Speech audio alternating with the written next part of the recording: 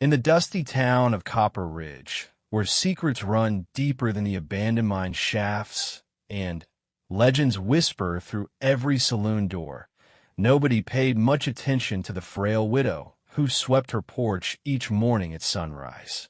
Martha Caldwell seemed like any other broken soul left behind by the harsh frontier life. Bent shoulders carrying invisible burdens, weathered hands that trembled when she poured her morning coffee, and eyes that rarely met those of passing strangers. But sometimes, late at night, when the desert wind howled through the canyon walls, old-timers claimed they could still hear the ghost of gunfire echoing from the Badlands. They spoke in hushed tones of the Iron Rose Gang, a ruthless band of outlaws who once terrorized the entire territory, striking fear into the hearts of lawmen and civilians alike. Led by a mysterious figure known only as the Rose, this gang had vanished as suddenly as they appeared, leaving behind only whispered stories and unmarked graves. What those same old-timers didn't know, what nobody in Copper Ridge could possibly imagine, was that their quiet, unassuming neighbor had once been the most feared outlaw leader in 3 states. The woman who now struggled to carry her own groceries had once commanded absolute loyalty from the deadliest gunfighters west of the Mississippi. The hands that now shook while knitting had once drawn iron faster than lightning strikes across summer storms. As 3 young outlaws ride into town this scorching July morning, their spurs jingling with arrogance and their eyes scanning for easy prey, they have no idea they're about to make the biggest mistake of their short, violent lives. They see only what everyone else sees, a helpless widow, alone and vulnerable, ripe for the taking. They're about to learn that some roses never lose their thorns, no matter how much time has passed. Some legends never truly die. They just wait patiently for the right moment to remind the world why they became legends in the first place. Martha Caldwell had been living the quiet life for exactly 7 years, 4 months, and 16 days. Not that she was counting, but when you've spent half your life looking over your shoulder and the other half try to forget why, you tend to notice the passage of peaceful time.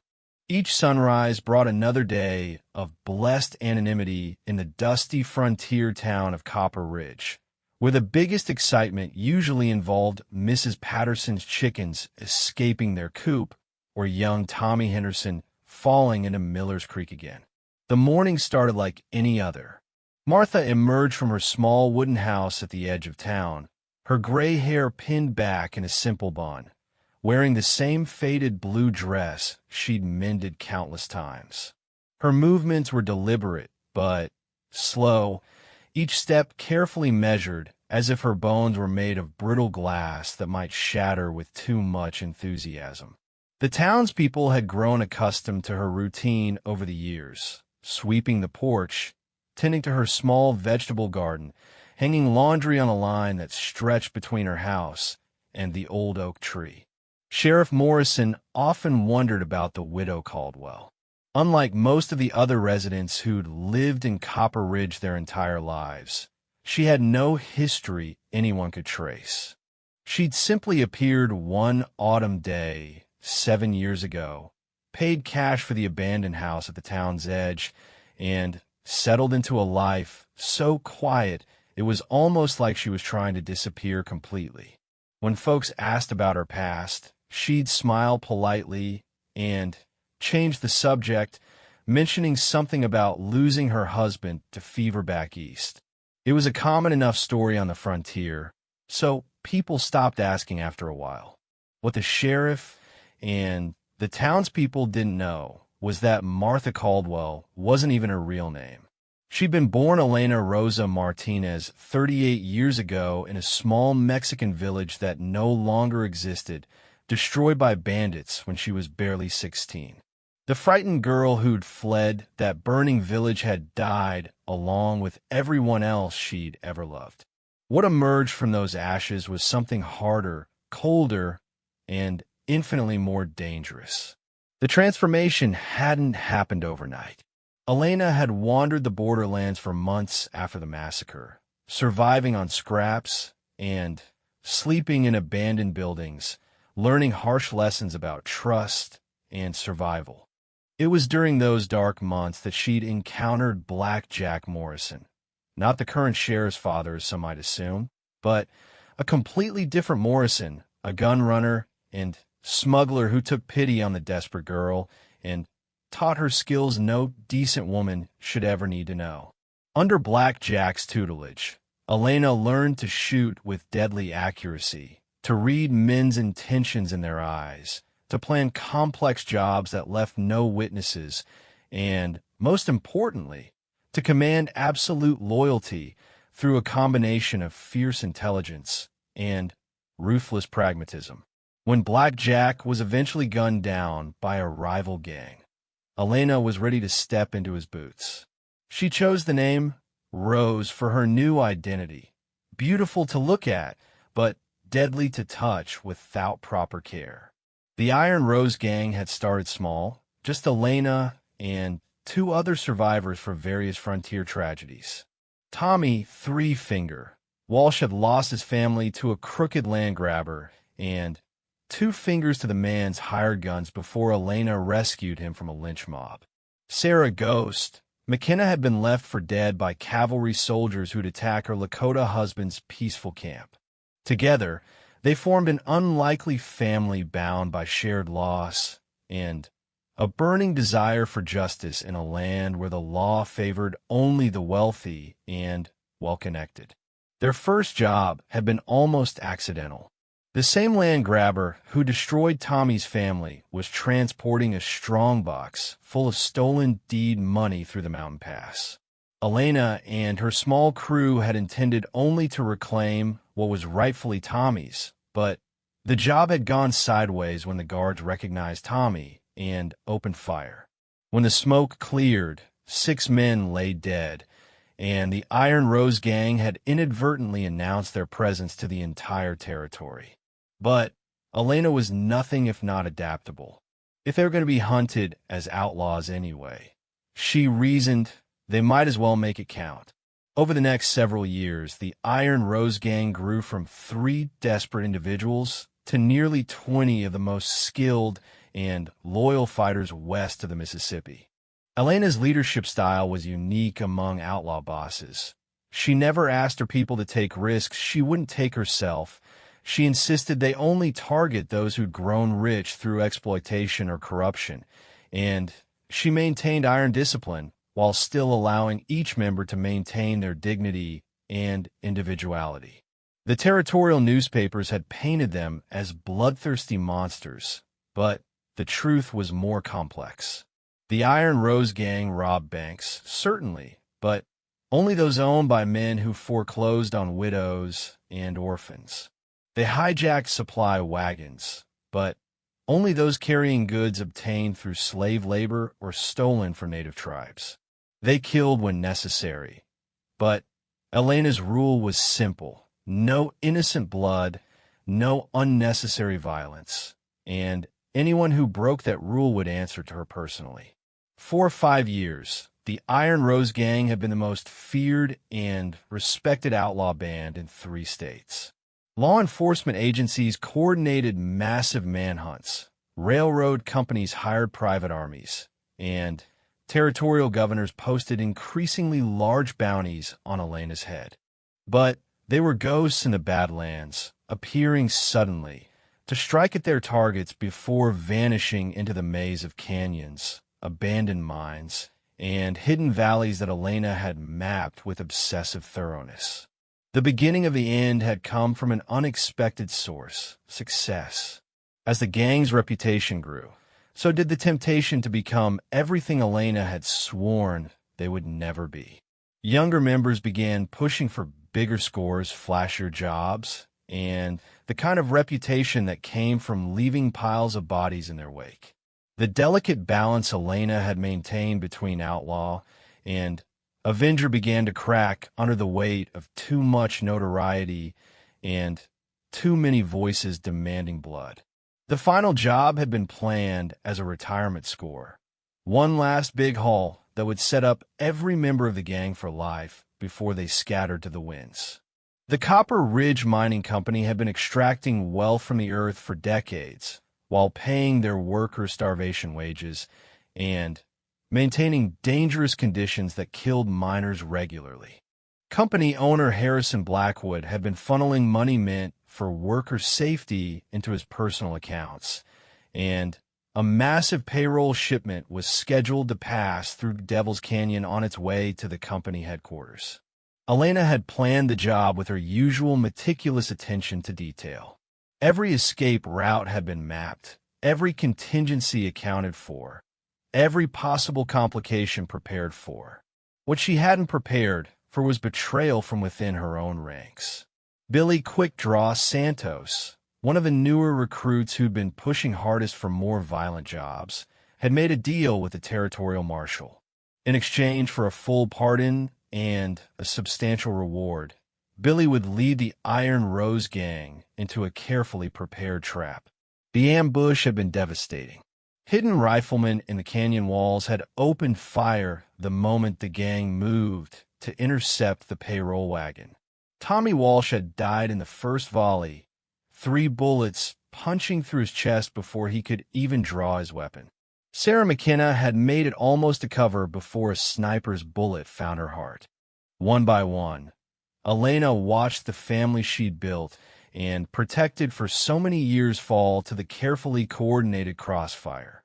In the chaos and gunsmoke, Elena had managed to reach Billy Santos before a marshal's bullet could save him from a wrath.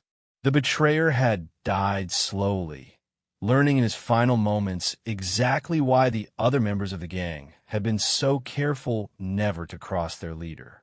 But the satisfaction of revenge had been cold comfort as Elena surveyed the canyon floor littered with the bodies of her people. Wounded and alone, Elena had used every trick Black Jack Morrison had ever taught her to escape the closing net of lawmen.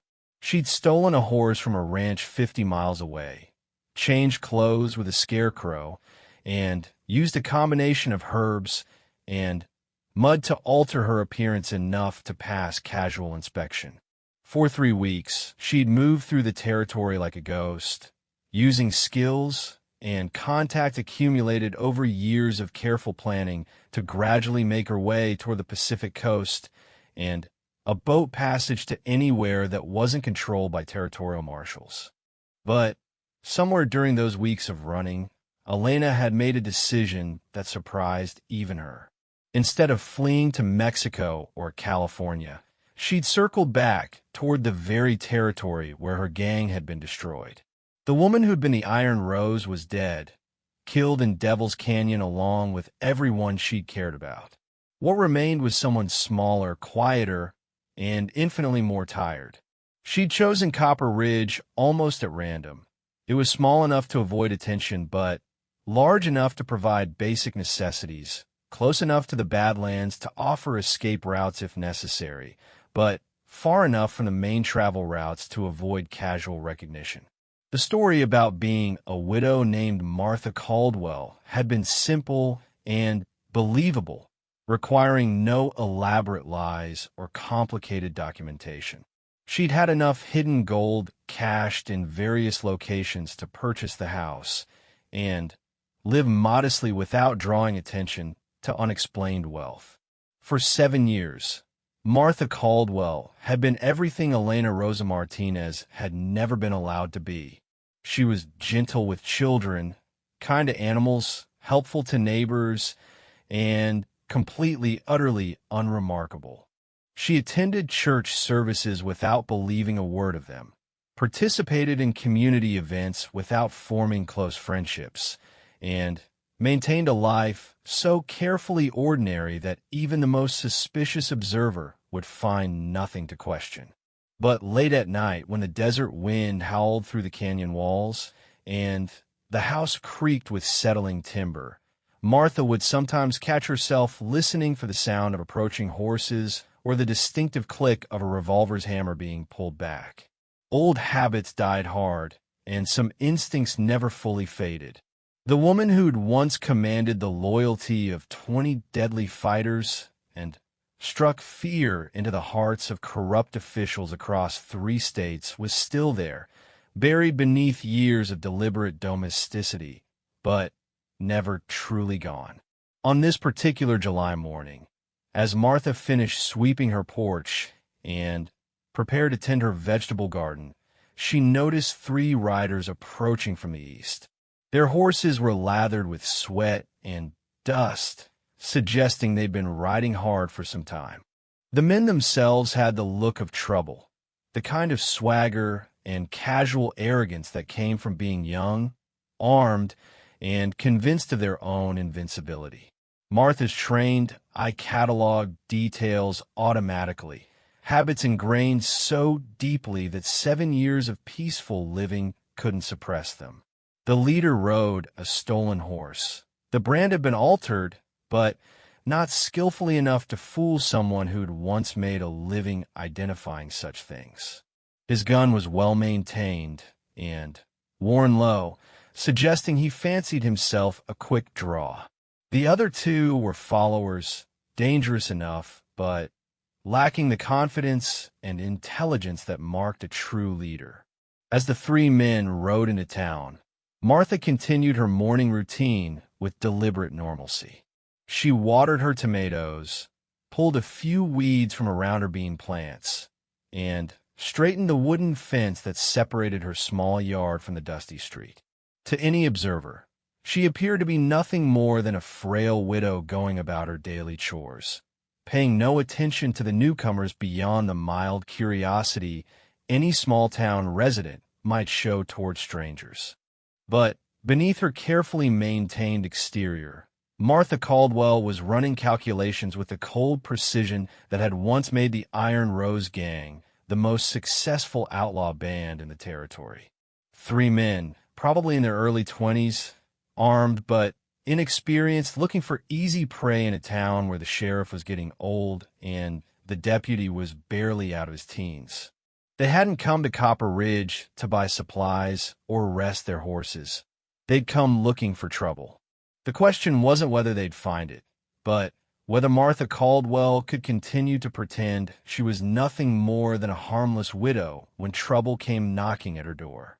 After 7 years of peaceful anonymity, the ghosts of her past were about to collide with the carefully constructed present she'd built to escape them. As she hung her damp dish towels on the line, Martha allowed herself a small, grim smile. If these young fools wanted to play the outlaw game in her territory, they were about to learn that some lessons could only be taught by masters of the craft. The Iron Rose might have been buried in Devil's Canyon 7 years ago, but roses had a way of growing back stronger than ever when the conditions were right. The 3 riders had dismounted outside Brennan's saloon, their spurs jingling with each step as they swaggered through the batwing doors. Martha could hear their loud voices and crude laughter even from her small house at the town's edge. They were making the classic mistake of every amateur outlaw who'd ever lived, announcing their presence instead of observing their surroundings, drinking instead of staying alert, and assuming that fear was the same thing as respect. By evening, Martha knew they'd be drunk enough to try something stupid.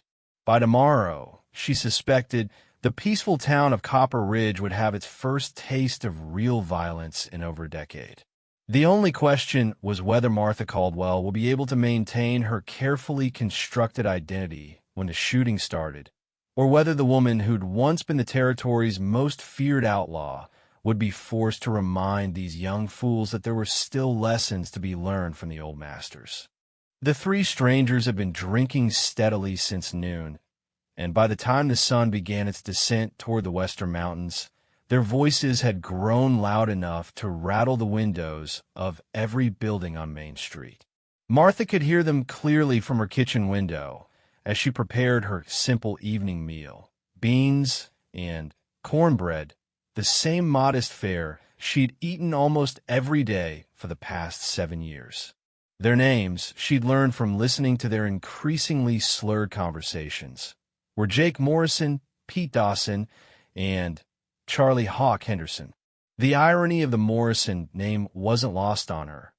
If these fools had any idea they shared a surname with the old gun runner who'd trained the woman they were about to antagonize, they might have ridden straight through town without stopping. But young outlaws rarely paid attention to history, especially when whiskey was doing their thinking for them. Jake Morrison appeared to be the leader, though his leadership seemed based more on bluster than actual intelligence. He was tall and lean, probably no more than 23 years old, with the kind of dangerous swagger that came from winning a few gunfights against equally inexperienced opponents. His followers treated him with the exaggerated respect that suggested they were more afraid of him than loyal to him. Always a dangerous combination in Martha's experience. Pete Dawson was the muscle, broad-shouldered and thick-necked, with scarred knuckles that told of too many saloon brawls and not enough sense to avoid them. He laughed too loudly at Jake's jokes and drank too much for someone who needed to stay alert. But Martha had seen enough men like him to know he'd be dangerous if cornered. The stupid ones often were, because they didn't know when to quit fighting. Charlie Henderson was the most interesting of the three and potentially the most dangerous. Younger than the others, probably barely 18, but with eyes that held a coldness Martha recognized from her own mirror during the Iron Rose days. He drank less than his companions, spoke less, and watched everything with the patient attention of a natural predator. If trouble started, Martha suspected Charlie would be the one to survive it. As evening approached, the three outlaws' conversation had turned from boasting about their past exploits to planning their next moves. Martha found herself moving closer to her kitchen window, not out of curiosity, but from the kind of professional interest that 7 years of domestic life hadn't entirely suppressed. She'd once made a living understanding how men like this thought and operated, and old skills were hard to ignore when presented with such obvious subjects for study. This whole town's soft as butter, Jake was saying, his words slightly slurred but still intelligible. Old Sheriff probably hasn't drawn his gun in years, and I ain't seen a single man who looks like he could handle himself in a real fight. We could own this place by midnight if we wanted. What about that deputy? Pete asked, though his tone suggested he wasn't particularly concerned about the answer. Jake laughed, the sound carrying clearly across the evening air. Boy looks like he's still sucking milk from his mama. Probably never seen real violence in his life. No, gentlemen, Copper Ridge is exactly the kind of place we've been looking for. Rich enough to be worth our time, but too peaceful to give us any real trouble. Martha finished washing her single plate and cup, her movements automatic while her mind processed what she'd heard. These weren't random drifters looking for a place to rest their horses and spend their money. They were scouting the town with the methodical attention of men planning something bigger than a simple saloon robbery. The question was whether they intended to hit the bank, the mining company office, or something else entirely. What about the bank? Charlie's voice was quieter than the others, but Martha's trained ear caught every word. Saw them moving strong boxes this afternoon. Might be worth looking into. Too small, Jake replied dismissively. Mining companies got the real money. That office on 2nd Street probably has more cash in one day than the bank sees in a month. Plus, mining companies always keep extra supplies, powder, tools, stuff we could sell in the next town. Martha set down her dish towel with deliberate care, her mind automatically cataloging the implications of what she'd overheard. The Copper Ridge Mining Company office did indeed keep substantial cash reserves, particularly on payroll days when they needed to pay dozens of workers. But more importantly, they stored mining supplies that would be valuable to anyone planning larger operations, the kind of supplies that could be used for bank jobs, train robberies, or any number of other criminal enterprises. These weren't just three drunken cowboys looking to cause trouble. They were the advance guard for something bigger, gathering intelligence and testing the local law enforcement before making their move. Martha had seen enough operations like this to recognize the pattern. Hit a small, vulnerable target first to gauge the response. Then, either move on to bigger prizes in the same area or recruit additional men if the local resistance proved weaker than expected. As full darkness settled over Copper Ridge, Martha made a decision that surprised even her. Instead of going to bed early, as was her usual habit, she wrapped her shawl around her shoulders and stepped out onto her front porch. To anyone watching, she appeared to be nothing more than an elderly woman enjoying the cool evening air after a hot day. But her real purpose was intelligence gathering of a more direct sort. The three outlaws had moved from the saloon to the front porch, where they sat in wooden chairs tilted back against the wall, still drinking, but now speaking in lower voices as they watched the town settle into its evening routine. Their conversation had shifted from general planning to specific reconnaissance, and Martha found herself impressed despite herself by their thoroughness. "Sheriff goes home every night at 8 o'clock sharp," Jake was saying. "Locks up the office and walks straight to that white house with the blue shutters. Deputy stays until 9, then he heads to the boarding house where he's got a room on the second floor." "What about patrols?" Charlie asked. "None after 9:30. Whole town's buttoned up tight by 10, and nobody stirs until sunrise. It's like they're begging to be robbed." Pete laughed, the sound harsh in the quiet evening air. "Maybe we should oblige them." Martha continued her slow walk along the dusty street, stopping occasionally to examine her neighbor's flower beds or adjust the gate latch on her fence. To any observer, she was simply an elderly woman with nothing better to do than poke around in other people's gardens. But, in reality, she was conducting her own reconnaissance mission, gathering information that might prove crucial if the situation developed as she suspected it would. The mining company office was indeed vulnerable, she confirmed with a casual glance as she passed.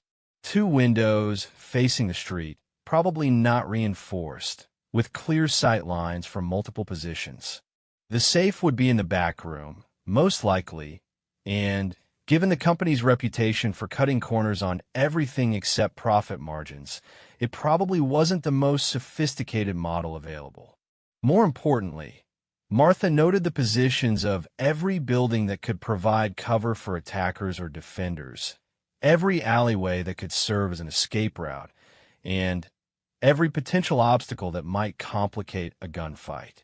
It was the kind of automatic tactical assessment that had kept the Iron Rose Gang alive through dozens of dangerous situations, and 7 years of domestic life hadn't dulled the instincts even slightly.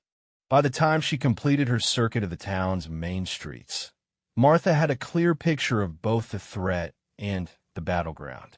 The 3 outlaws were competent enough to be dangerous, but inexperienced enough to make critical mistakes.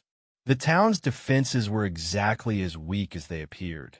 Sheriff Morrison was a good man, but past his prime, Deputy Collins was eager but untested, and the civilian population had no experience dealing with professional criminals. Under normal circumstances, Martha would have done what any sensible citizen would do: report her suspicions to the sheriff and let local law enforcement handle the situation. But there was nothing normal about Martha Caldwell's circumstances. Going to the sheriff would require explanations she couldn't give, knowledge she wasn't supposed to have, and insights that would raise questions about her own background.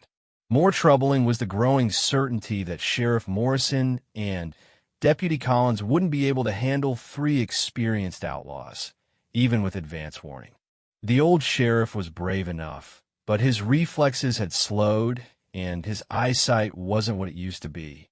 The young deputy had enthusiasm, but no real experience with lethal violence. Against Jake Morrison and his crew, they'd be outmatched before the first shot was fired. As Martha returned to her small house, she found herself facing the same impossible choice that had driven her to fake her own death 7 years ago. She could maintain her carefully constructed identity as a harmless widow and watch innocent people suffer the consequences, or she could act to prevent those consequences and risk exposing everything she'd worked so hard to leave behind. The smart choice, the safe choice, would be to pack her few belongings and slip out of town before dawn. She had enough hidden gold to start over somewhere else, and 7 years of experience proved she could build a new identity anywhere she chose to settle. By the time Jake Morrison and his men made their move, Martha Caldwell would be nothing more than a memory, and whatever happened to Copper Ridge wouldn't be her responsibility. But as she sat in her small kitchen, listening to the distant sound of the Outlaws' laughter drifting through the evening air, Martha found herself thinking about the people who'd become part of her daily routine over the past 7 years. Mrs. Patterson, who always waved from her front garden when Martha walked to the general store. Young Tommy Henderson, who'd grown from a mischievous child into a decent teenager under the watchful eyes of the entire community. Sheriff Morrison himself, who'd never asked uncomfortable questions about her past, and always tipped his hat politely when they passed on the street. These people had given Martha Caldwell something she'd never expected to find after the destruction of her outlaw family. A place where she belonged, where she was valued not for her skills with weapons or her ability to plan complex criminal operations, but simply for being a quiet, reliable neighbor who caused no trouble and helped when she could. The thought of Jake Morrison and his crew terrorizing these decent people, robbing them blind, and possibly killing anyone who tried to resist, filled Martha with a cold anger she hadn't felt since Billy Santos had betrayed the Iron Rose Gang to the territorial marshals. These young fools had picked the wrong town to victimize, though they couldn't possibly know it yet. By midnight, Martha had made her decision. She couldn't go to Sheriff Morrison without raising questions about how she'd acquired her information, but she could make sure the sheriff was prepared for trouble without revealing her own involvement. An anonymous note slipped under his office door would warn him about the 3 strangers without compromising her carefully maintained cover. As for the outlaws themselves, Martha had no intention of confronting them directly.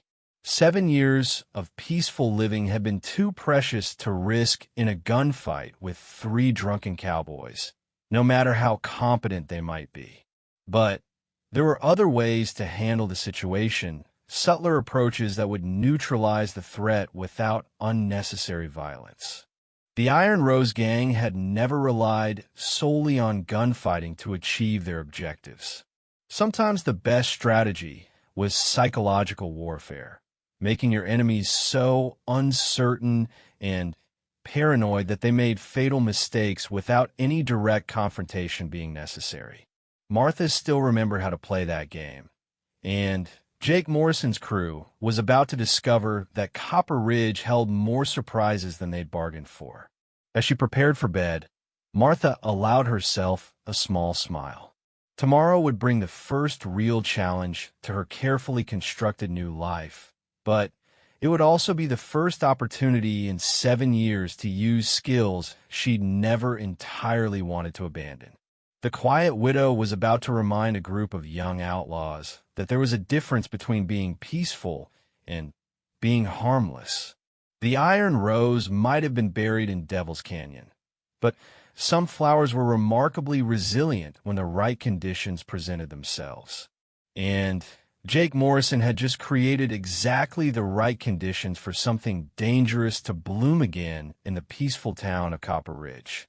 Outside her window, the 3 outlaws had finally staggered back into the saloon for what Martha suspected would be several more hours of drinking and planning.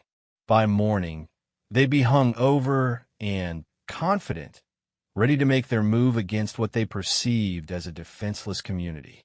They had no way of knowing that their careful reconnaissance had been observed and analyzed by someone with far more experience in their chosen profession than they would ever imagine.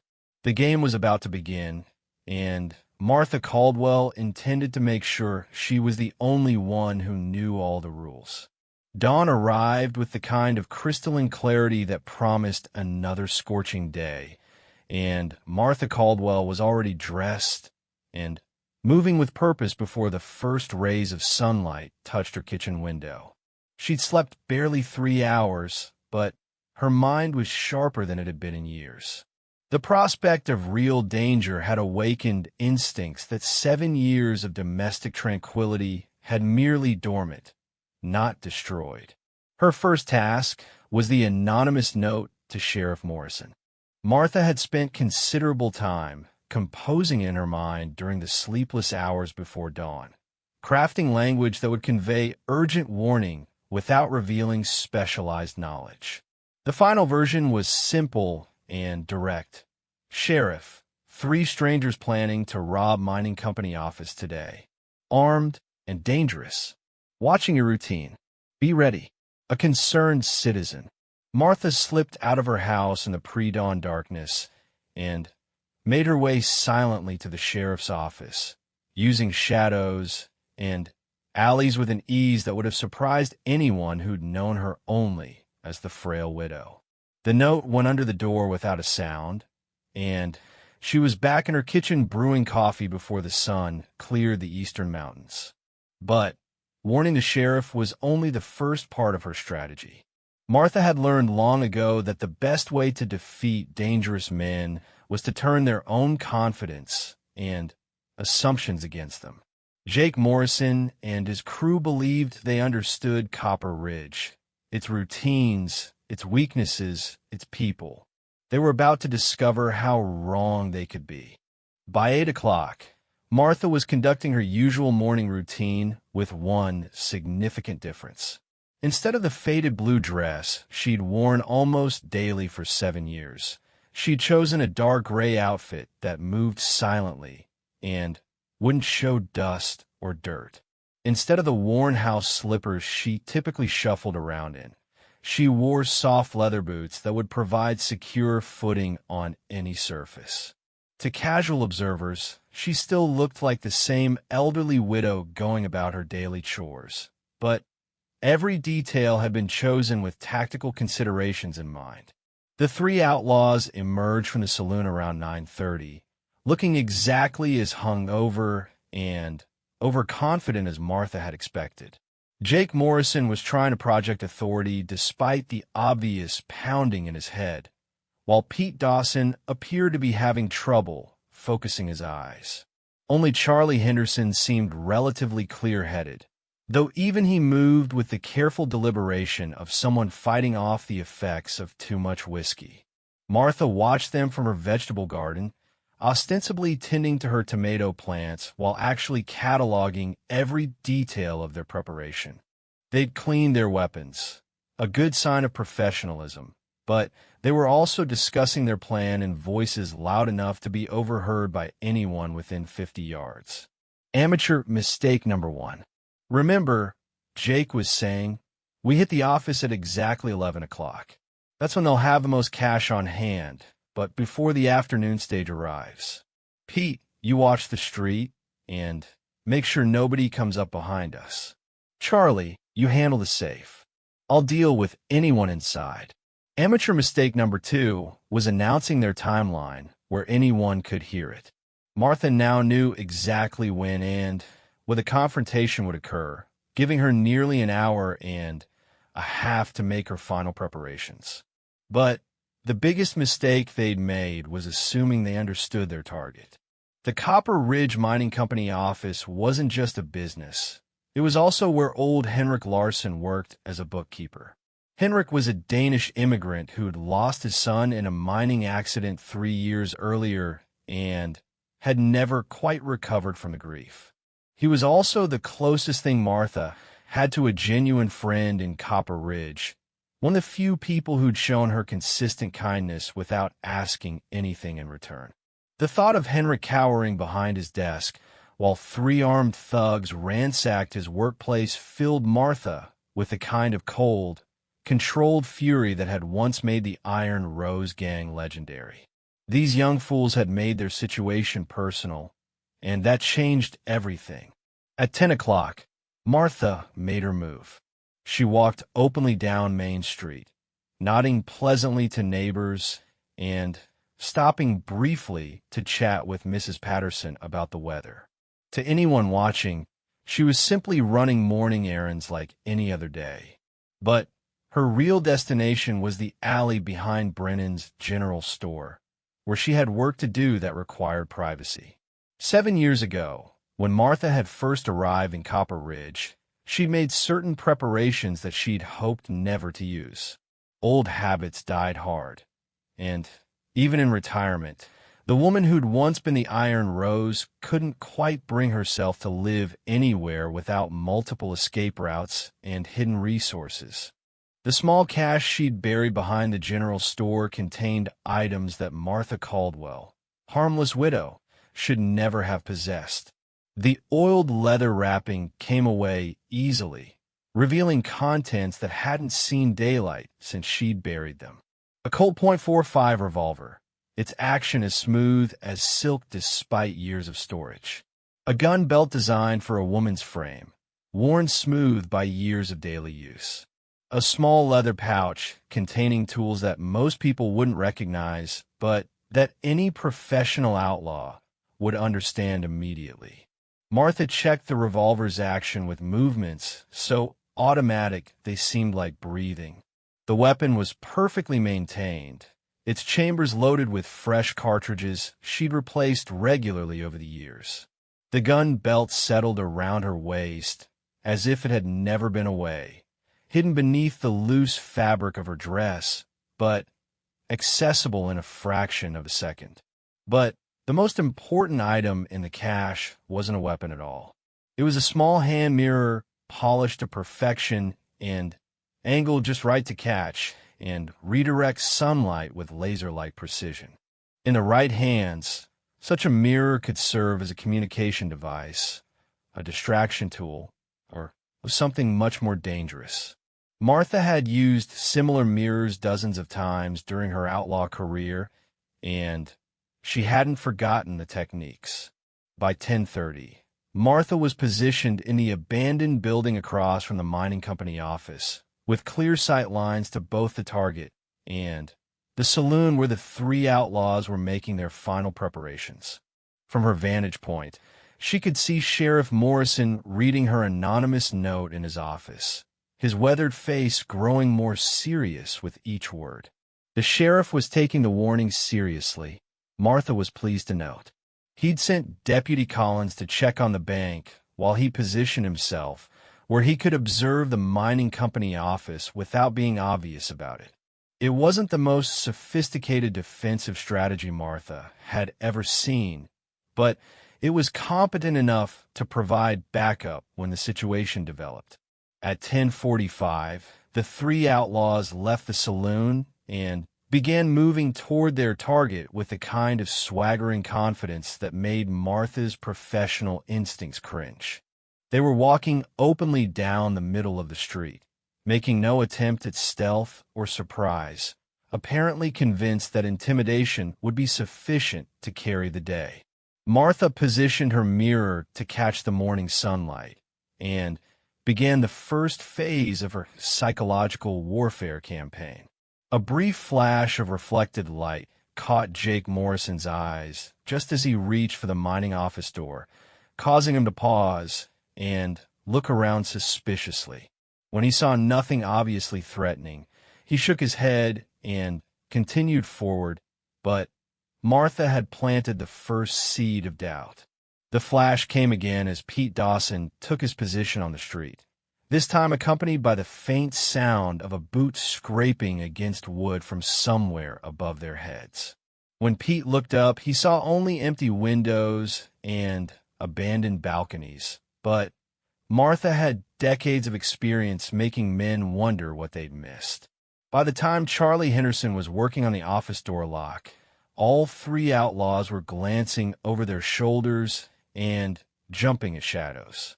They were still proceeding with their plan, but their confidence was eroding with each mysterious sound and unexplained flash of light. Nervous men made mistakes, and Martha was counting on that. The sound of splintering would announce that Charlie had successfully forced the office door, and the three men disappeared inside the building.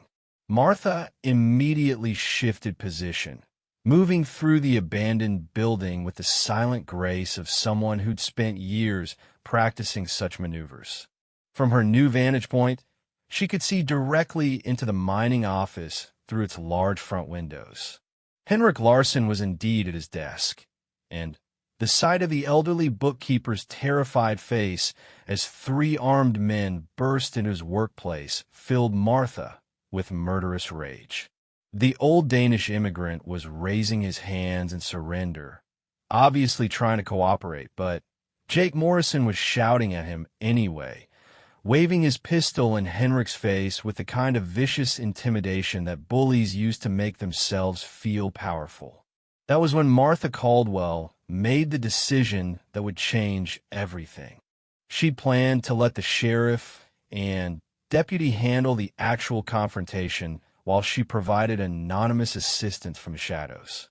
But watching Henrik's terror and Jake Morrison's casual cruelty triggered something in Martha that 7 years of peaceful living hadn't been able to suppress.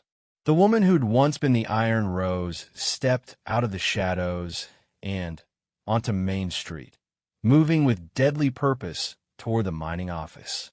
Her right hand hung loose at her side, but anyone with real experience would have recognized the stance immediately. She was ready to draw and fire faster than most men could blink. "Jake Morrison," she called out, her voice carrying clearly through the office's open door. "You and your boys need to step away from that man and walk out of there with your hands empty."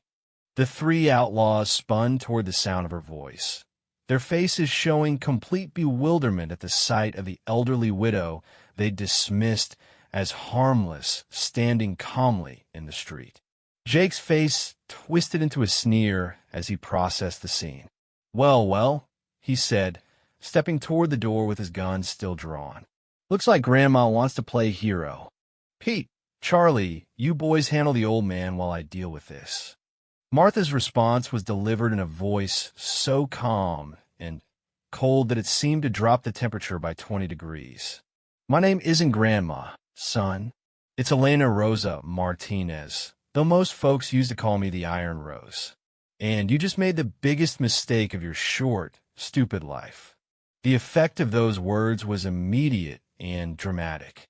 Charlie Henderson's face went pale as recognition dawned, and Pete Dawson actually took a step backward. Even Jake Morrison's cocky grin faltered as the implications of what he'd just heard began to sink in. The Iron Rose gang had been legendary throughout the territory, and every young outlaw had heard the stories. Most had assumed those stories were exaggerated myths, but standing face to face with the woman who'd once commanded the most feared gang west of the Mississippi, they were discovering that some legends were based on terrifying reality. "That's impossible," Jake said, but his voice lacked its earlier confidence. "The Iron Rose died years ago. Everyone knows that. Elena Rosa Martinez died in Devil's Canyon 7 years ago," Martha replied, her hand still hanging casually at her side. "But she was always just one part of who I am. And right now, you boys are dealing with a part that doesn't have much patience for young fools who terrorize decent people." What happened next will be talked about in Copper Ridge for decades to come. Jake Morrison, perhaps driven by desperation or disbelief, made the fatal decision to test whether the elderly widow was bluffing. His hand moved toward his gun with a speed that had won him several gunfights against equally inexperienced opponents. He never cleared leather. Martha's draw was so fast it seemed like magic, her Colt .45 appearing in her hand as if it had materialized there. The shot came a split second later, the heavy revolver bucking in her grip with familiar authority. Jake Morrison spun sideways and collapsed against the mining office wall, his unfired weapon falling from nerveless fingers. Pete Dawson tried to bring his own gun to bear, but Charlie Henderson grabbed his arm and shook his head frantically. The younger outlaw had recognized something in Martha's stance and expression that promised death to anyone foolish enough to continue the fight. "Drop your weapons," Martha said calmly, never taking her eyes off the two surviving outlaws. "Drop them now and walk away, and you might live to see sunset. Keep fighting, and you'll join your friend on the ground." Both men immediately let their guns fall to the wooden floor, raising their hands high above their heads. The psychological warfare had worked perfectly. They were so unnerved by the revelation of Martha's identity and the casual efficiency of her gunwork that they had no fight left in them. Sheriff Morrison and Deputy Collins arrived moments later, having been drawn by the sound of gunfire. They found a scene that challenged everything they thought they knew about their quiet town and its most unassuming resident. "Mrs. Caldwell," Sheriff Morrison said carefully, his eyes taking in the smoking revolver still held ready in Martha's hand. "Would you mind explaining what's happened here?" Martha looked at the sheriff for a long moment, then at Henrik Larson, who was staring at her with a mixture of gratitude and amazement, then at the crowd of townspeople who were beginning to gather at a safe distance. 7 years of carefully maintained anonymity had just evaporated in a matter of minutes, but she found she didn't regret the choice she'd made. These men were robbing the mining office and terrorizing Mr. Larson, she said simply. "I stopped them." "Yes, ma'am, I can see that," the sheriff replied. "But how exactly did a woman your age manage to outdraw a man like Jake Morrison? That boy's supposed to be fast with a gun." Martha holstered her revolver with a smooth motion that spoke of decades of practice. "Sheriff, I reckon there are things about me you don't know. Things I hoped I'd never have to show this town. But sometimes the past doesn't stay buried as deep as you'd like." Over the next several hours, as statements were taken and the surviving outlaws were locked in jail cells, the story gradually emerged. Martha didn't tell them everything. There were secrets that would die with her, and details that would serve no purpose except to complicate an already complex situation. But she told them enough. She'd been Elena Rosa Martinez, leader of the Iron Rose gang that had terrorized corrupt officials and criminal enterprises across 3 states. She'd faked her death after the gang's destruction and come to Copper Ridge seeking nothing more than peace and anonymity. For 7 years, she'd been exactly what she appeared to be, a quiet widow who caused no trouble and helped her neighbors when she could. But when 3 young outlaws had threatened the people she'd come to care about, the skills and instincts of her former life had proven impossible to suppress. The Iron Rose might have been buried in Devil's Canyon, but Elena Rosa Martinez had never really died at all. The town's reaction surprised Martha. She'd expected fear, suspicion, perhaps demands that she leave Copper Ridge immediately. Instead, she found acceptance and even gratitude. Henrik Larson wept openly as he thanked her for saving his life. Mrs. Patterson brought her a fresh-baked apple pie as a token of appreciation. Young Tommy Henderson looked at her with the kind of awe usually reserved for storybook heroes. "You saved us all," Sheriff Morrison said as they sat on Martha's front porch that evening, watching the sun set over the mountains. "Those boys would have robbed the office today, but they wouldn't have stopped there.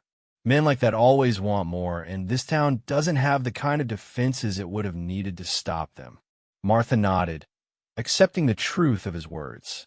I didn't want anyone to know. I came here to leave all that behind. Maybe you did, the sheriff replied thoughtfully.